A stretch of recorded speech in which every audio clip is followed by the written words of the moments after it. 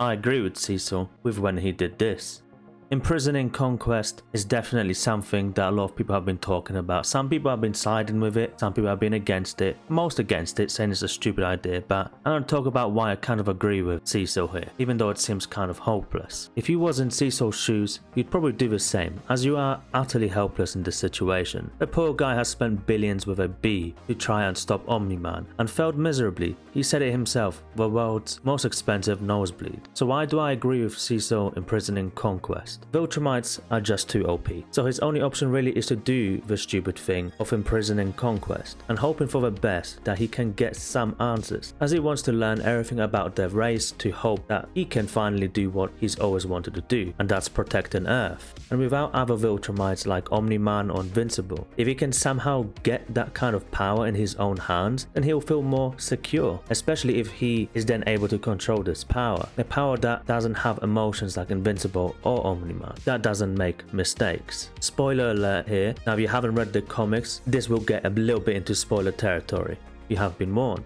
What I mean by it's a stupid idea is that in the comics Cecil does the same thing, imprisoning Conquest, but Conquest being Conquest and loving conquesting, he breaks out and fucks off back to his planet Viltrum, which of course is a big mess up for Cecil, as Mark doesn't know he done this. So now he's stuck in the middle of Mark being pissed at him once he finds out, and knowing that if Mark can't stop him, that Conquest will not only be back, but be back with more Viltrumites. But honestly, I can't blame the guy for trying. Like I said about him wanting power that doesn't come with emotions, if he was successful in this, then he'd be able to click a button or give some simple orders to defend Earth from threats, without the possibility of it turning on him and him having nothing to defend. Kind of like the situation with Omni-Man, right? And then the possibility of Mark also being evil. Especially now that he's actually seen other Invincibles from alternate universes and he knows that most Invincibles actually are evil or bad or just naughty. So he's kind of thinking, did he really get that lucky with this Invincible being a good one, or is it just a matter of time before Invincible also switches into being bad, and then you will have a problem with every single Viltrumite? And how do you stop that, especially as just the human race? And this is what makes the show so good. It's really not black and white, it's grey.